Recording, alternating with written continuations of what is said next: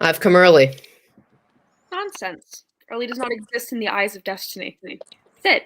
I have a pot of soup ready to cook. It will take a bit, but I welcome the company. Thank you. This is just what I need to cure my spirits. I feel as if the entire day has gone by, and I cannot pin down a thing that has happened in it. Any day that occurs as such, I count as a terrible day.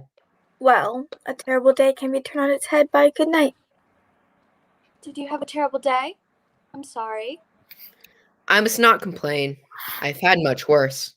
I empathize with you. We were quite restless today, weren't we, ladies? Indeed. Yes. It's done that every day. Your tongue is sharp today, I see. I meant for myself too.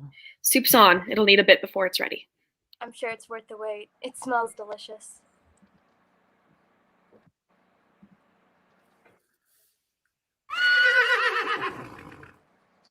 What was that? It sounded like a steed. Madam, do you expect anyone else around the fire tonight? We never expect anyone. We only hope. Well, I hear it no more. Perhaps it was only someone passing by? Odd to be out so late. I do not think it's so odd. May I remind you are all here.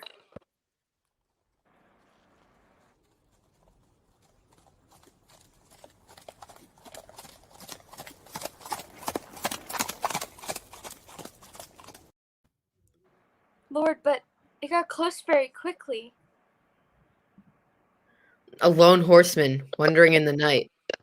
Could it be? Do not speak the name. Perhaps you will encourage him to approach. What a rash thing to assume that any passing rider is the But headless. just the same, let us not secure the possibility. Excuse me, may I sit by your fire for a moment? Oh, thank the Lord. Sorry. Pay him no mind. We heard your steed and thought you were someone else. Welcome, stranger. Please sit. You look weary. Thank you. It has been a long journey, and I've been waiting for a moment to give the horse a rest and stretch my legs. Are you hungry? Madam's making some soup. Of course he's hungry. Just look at the man. He looks like he hasn't had a meal in a week. You will be the first to taste it. Once it's ready. The journey was arduous, though. I did stop for sustenance way back. I was hoping to reach my destination before nightfall, but one is not always so lucky. Is Sleepy Hollow your aim? It is? Then you have reached it. We are just on the skirts of town, though at this hour you won't see a living soul for miles. Well, I'm glad to have reached my destination, and I'm glad to finally be in Sleepy Hollow. I've been studying this town for some years now. You've been studying it? Yes, Sleepy Hollow and its rumors of oddity. Apparitions in the night, trances and visions coming upon even travelers by. Such talk has reached my ears from afar, and I cannot but seek it out. A pleasant land of drowsy head it was, of dreams that wave before the half-shut eye, and of gay castles and claps that pass, forever flushing round a summer sky. Yes, I've heard that one before. In the great span of conversation about the paranormal, Sleepy Hollow crops up abundantly. We were just whispering about ghost stories, weren't we? Oh, are you fans of a grim tale? I mean, it's hard not to be, given the fire and the eerie nature of these woods. We find ourselves led to such conversation frequently, and as you said yourself, Sleepy Hollow is abundant in its talk of such things. You haven't come for the talk itself, have you? Other business brings me to the vicinity, but the added benefit of the talk certainly sweetens the visit. Like a moth to the flame, I've come. And like that moth, you will find your peril. That is the call of Sleepy Hollow. No need to use such incendiary language. The madam has spoken. She likes her fires nice and amiable. Isn't that right? Ah, I didn't mean harm, but it's the truth. Lovely madam, you wish to ease his fears, but I tell you, it is better for the man to worry. Mark my words, there's nothing you'll be wanting in this town, boy. Not if you want what's good for you. The place is bewitched. It's said that during the early days of settlement, a high German doctor lay a curse on it, in retribution of some old spite regarding the townfolk. No, not a curse. Not a doctor. It was an old Indian chief who held powwows here before the land was discovered by Master Hedrick Hudson. He was the prophet or wizard or some such of a scribe, and his preternatural effect has lay like a blanket over the town since his death. Not how I heard it. Well, however the story goes, the town still continues under the sway of some witching power, some sort of spell over the minds of the good people, causing them to walk in eternal reverie. The eternal reverie. Yes, I've heard that this is the case, but you cannot count yourselves included in such a state. I find you all to be amiable and very pleasant. Well, we are residents of Sleepy Hollow, that much is true. We gather here on such cold nights to receive the kindly hospitality of the madam, but we all find ourselves in a strange little curse once we leave the fire. Perhaps the madam casts her own spells when she gathers us round.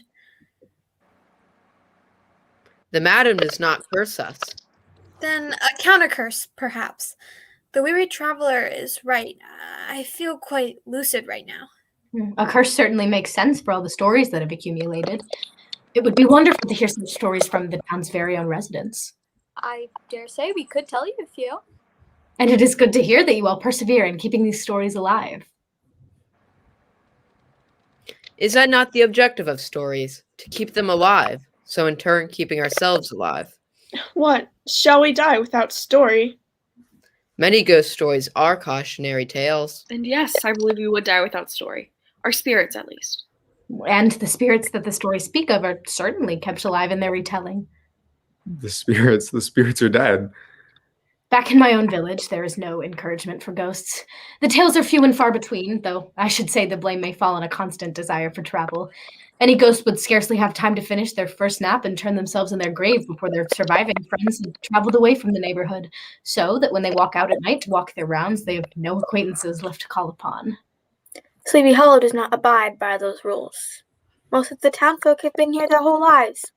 Many come, that is for sure, but few leave this sleepy little place. Come now, you make it sound like a horror story. How quickly you assume I had a negative connotation. It could just be, perhaps, the citizens of Sleepy Hollow simply enjoy being here. I believe in a horror story over the likes of that. We all have our own personal tales we could tell of Sleepy Hollow. And such tales they are. They can't be that bad if you're still here to tell them. Whatever form of aggrandizement we inflict upon the ghosts of old, they can't be so ferocious if we still find ourselves in Sleepy Hollow after all these years. You are correct. Your stranger, our worried friends put silly notions into your head. If there was such a curse condemning this sleepy little hollow, it is not a bad curse. My life boasts just as much contentment as the next. No, I believe that while perhaps some of the tales in circulation are true, I do not deny that for a second. Most are only superstition and hearsay. Hearsay? I've seen things with my own eyes. Then why do you reside here? Still? I don't rightfully know. Well, pray tell, if you have a story, I would love to hear it. I am curious to what you have seen. Then I shall be glad to tell it. I'm sure you've heard of the late Major Andre. I have not.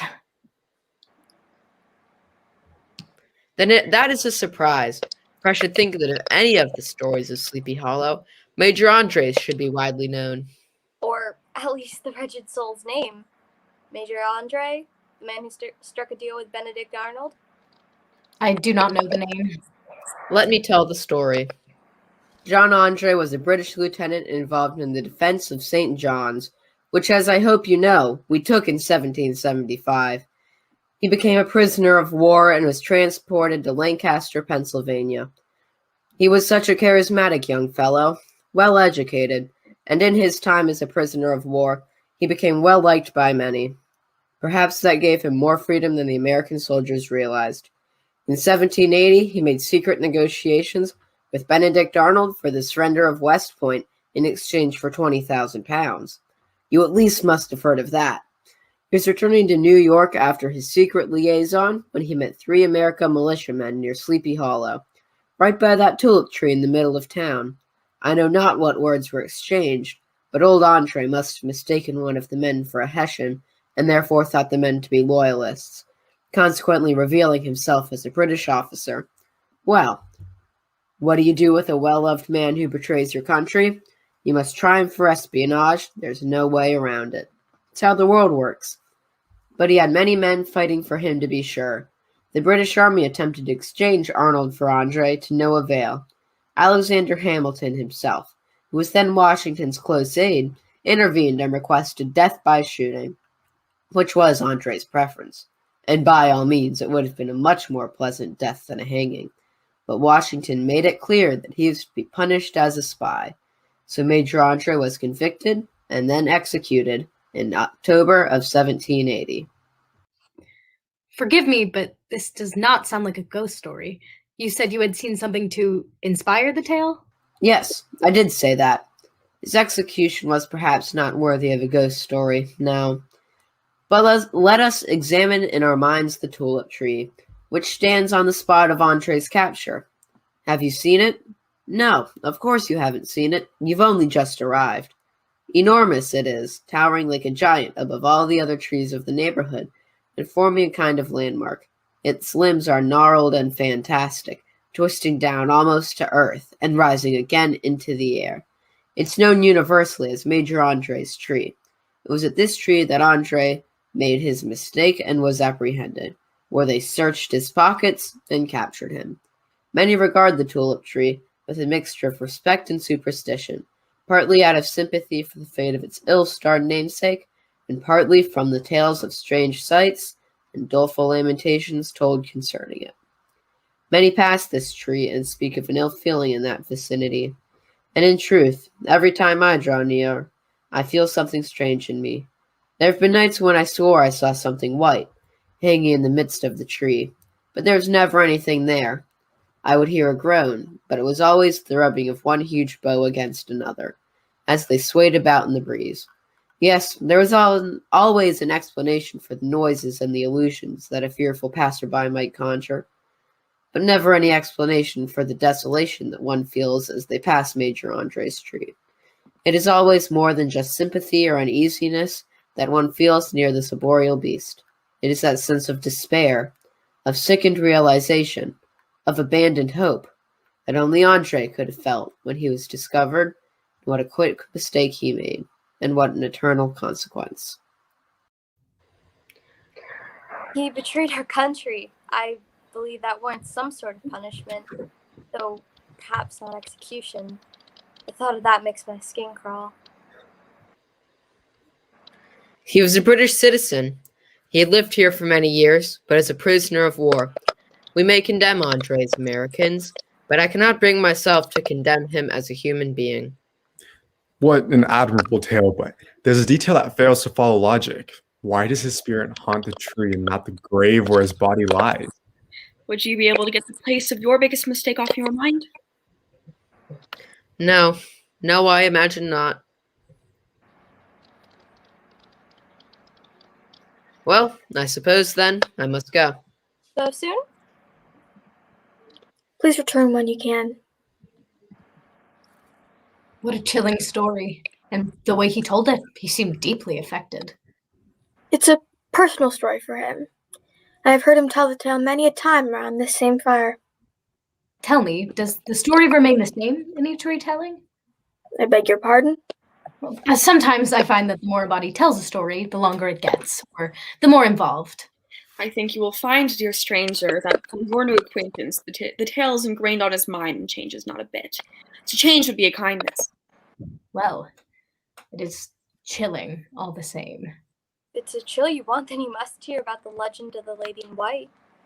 The Lady in White? Sir, you say you have studied the stories of Sleepy Hollow, but this is now the second story you haven't heard. Pray tell, what stories do you know? Perhaps I have heard this one, if you may remind me of the details. You have not, but I will. Years ago, there was a young woman in the community by the name of Eleanor DeWalt. She was the daughter of a well-to-do family with a substantial property on the eastern part of town. And there was never a moment that Eleanor felt herself in need. She wore her frilly frocks and attended balls and parties, and was never expected to even lift a finger for the washing and cleaning and cooking and such. She held a privileged position in society, and was not expected to stoop so low. Her 2 servant girls took care of her every need. All she had to do was sit and greet those of elevation such as hers and smile and make good conversation. But Eleanor wanted more. She begrudged even her servants, wishing for something to do beyond sitting and gazing out of the window, from which she was seen sighing and fidgeting as if the world was just beyond her fingertips. One such part of this outside world was a roguish young man who lived a few minutes' walk down the road. He and Eleanor met a few times at various gatherings, though his sort were not the kind who were ever seen in conversation with her sort, and so it was that the two began to court in secret. The couple would meet under the cover of nightfall by the dark glen at Raven Rock. A secret love affair? How gauche? She found love, sir, which was something that she had not found within the confines of even her own home, and freedom, a sort of freedom in the moments stolen in the glen, and they would have continued to get away with it without a care in the world of how society would pull them eventually, had a young gentleman not come to call on Eleanor one evening with the goal of Eleanor's hand in marriage. Her mother and father had been waiting for this. Their daughter finally married into a family that matched her respectability, and Eleanor found herself in a difficult position. No one knew of her secret vow, and no one would have approved if they had known. And so, she found herself accepting the proposal. Is it not a blessing for a woman to fulfill her obligation to her family? Accepting the hand of this man in marriage was only proper. How very proper it is for a woman to say goodbye to her freedom. Eleanor had that very thought in mind. She needed to say goodbye. When the gentleman left her home, the world began to snow. It felt to Eleanor like an omen. She had previously made arrangements to rendezvous with her beau once everyone had gone to sleep in the evening. And so, that night, though the snow continued to come down with a dreadful power, she slipped out of the house to meet him. Unfortunate for her, the storm had dissuaded him from venturing out into the night, and Eleanor, with no thought for the future she'd succumb to, went out to foolishly meet a man who would not come. She was found in a snowdrift the next morning, underneath a large branch from a nearby tree. It's believed that the storm knocked the bough atop her on her fateful night walk. Oh, and the talk of the town the next day, hearing that a proposal had been made, and so swiftly after, death had resulted.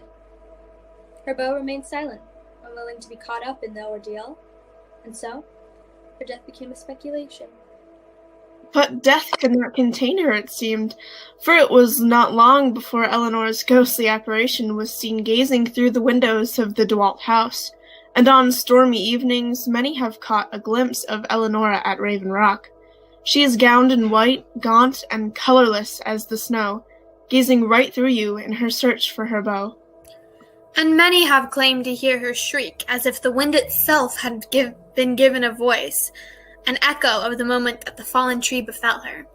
The story goes that her two servants were drawn out of the house upon seeing their mistress's ghastly image, and were also found the next morning frozen to death in the snow. It is a bad omen, it is, to see the image of Eleonora in the window. She brings death. To this day, she is still searching for her beau, drawing those who will out to meet her at her rendezvous.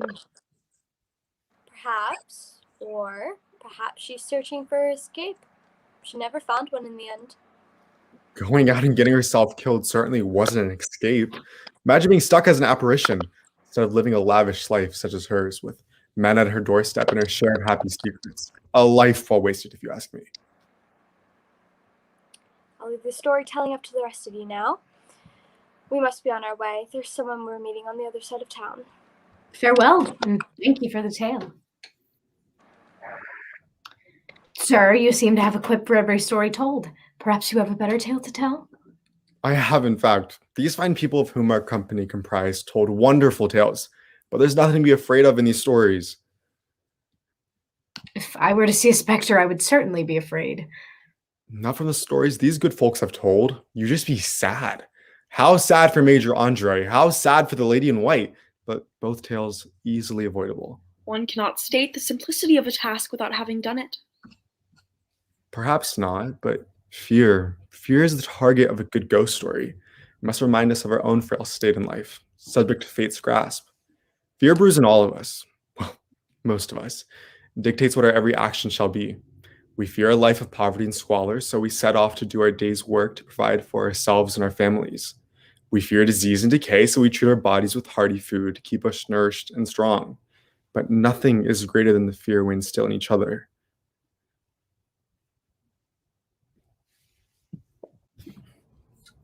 Just a few years past, a new school teacher was hired in Sleepy Hollow by the name of Jacob Williams. He was a good man and always rendered himself both useful and agreeable to those in his community. He assisted the farmers occasionally in the lighter labors of their farms. helped to make hay, mended the fences, took the horses to water, that sort of task. But ingratiated as he was with the parents, he could not seem to sway the children to give him the respect for which he asked. They taunted him in the schoolyard and played cool tricks on him. They took to the occasional stopping of the chimney in the schoolhouse to smoke him out, and on one or more occasion, Mr. Williams would unlock the doors to find every chair and desk turned topsy-turvy, so that he began to think that all the witches in the country held their meetings in his very own schoolhouse. A gullible protagonist for our ghost story. No, not gullible. Our school teacher is not gullible. If you were to come into a room and see everything strewn about, with the door carefully locked and no explanation for their arrangement, what would your mind conclude? When presented with such a situation, I should venture to think that you would have the same inklings as Mr. Williams. Go on, then. The torment from the children went on and on, until one day our school teacher went for an evening walk along the river. A group of children saw him and began to follow him into the bit of woods near his residence. I say woods, it was perhaps an acre of trees, very densely populated with a little path running through it. A common point of rendezvous during the daylight hours. For some reason, Mr. Williams preferred the walk by moonlight. On the night of his fateful story, it was about midnight. The children should have been in bed. So should he, but that was a matter for another time. The children followed the man into the path of the woods, keeping to the trees. So closely knit were these trees, and so thick around Mr. Williams could not see the children surrounding him. They began to whisper strange murmurings to each other, striking such fear into the man's heart as he believed he was being followed by spirits. He began to hurry through the rest of the woods.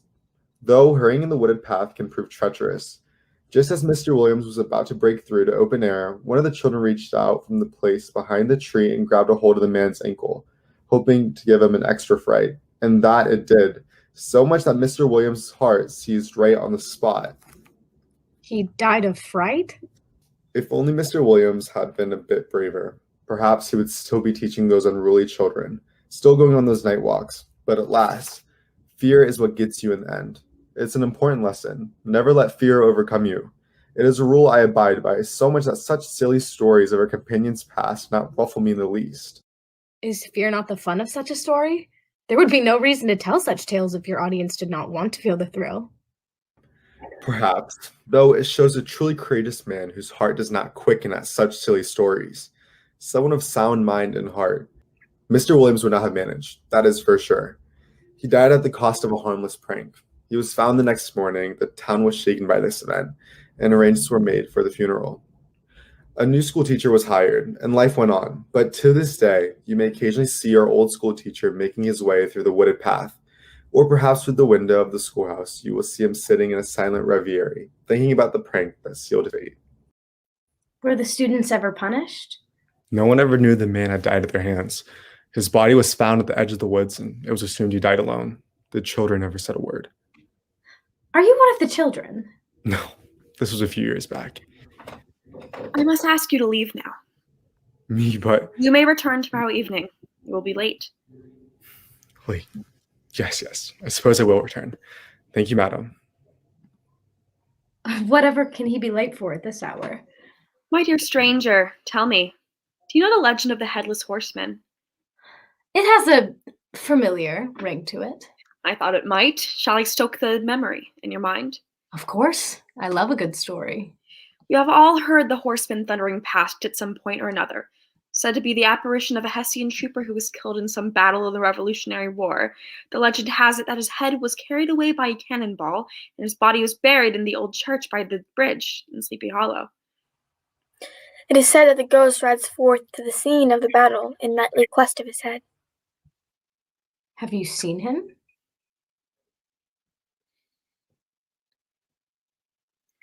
I have lived in Sleepy Hollow since my youth, a most heretical young woman, for I did not believe in ghosts. Quite the outlier in that time I was, but my heresy soon changed.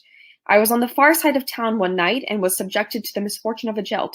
So abandoned as I was, I found myself several miles from home and with no one to offer me passage. A young lady fears such a situation, but I did not want to make more of it than need be, so I began to walk. On my journey home, I heard a galloping. I turned and looked into the dark shadow of the grove before me, and beheld a rider most unusual, huge, misshapen, and towering. He stopped before me, gathered up in the gloom like some gigantic monster ready to spring upon an unsuspecting victim, his steed panting and blowing. In the dark, I could not make out his face. In all truth, I could not make out much of anything. But here I was, miles from my bed and how late it was, and I dismissed all propriety of the situation. I petitioned for help. I soon found myself obliged to get up behind the figure, and we galloped over bush and brake, over hill and swamp, until we reached the bridge by the old church. And? You know the rest of the story. I beg pardon? When we reached the bridge, I turned to look up at the face of the man who had come to my rescue and received a fright, for there was no face to perceive, no head upon the man's shoulders. I screamed and threw myself from the man's arms, off the steed, tumbling into the brook. And the man, that galloping Hessian of the hollow, bolted on his goblin horse and vanished in a flash of fire. It is an interesting story you tell. I do recognize it. We shall see you tomorrow night, dear stranger.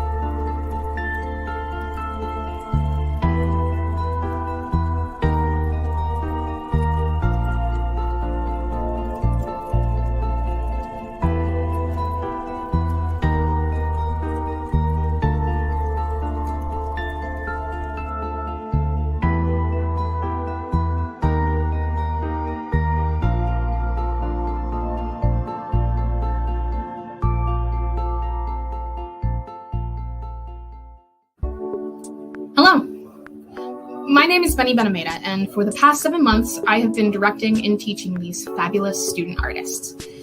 I wanted to take a moment before we departed this evening to express how proud I am of each and every one of these artists.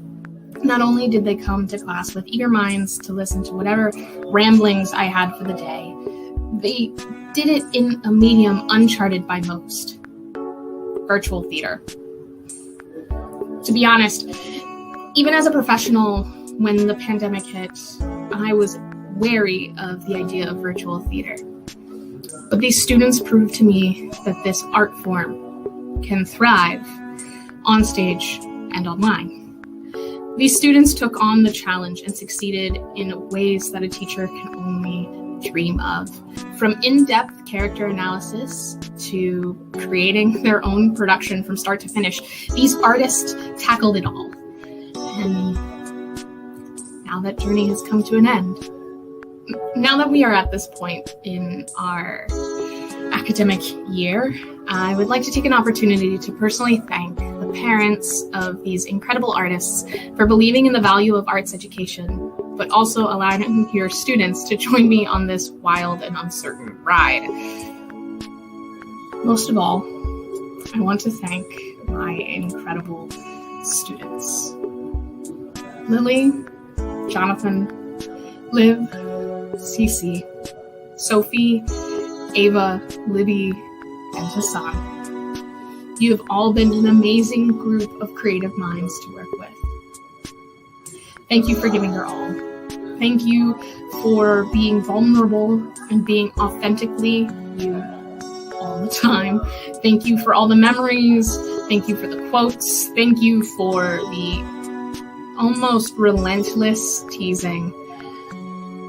But most importantly, thank you for your artistry. I love you all so much, and I cannot wait to see where your creativity takes you next. I hope that creativity takes you to one of our summer programs or back with us in the fall for Teen Studio to do rock musical, but I will follow you wherever you lead. I am forever your teacher. I'm always here for you. Now to get back to the lovely viewers at home, thank you all so much for watching. Thank you for watching tonight. Thank you for watching over the past 7 months. We have thoroughly enjoyed this process and thoroughly enjoyed all the productions along the way. But it's now time to close this chapter and return to what we know best, live in-person theater. So I hope to see you all very soon at Open Stage so that I can properly welcome you all home. Have a wonderful evening, and I look forward to seeing you all very soon.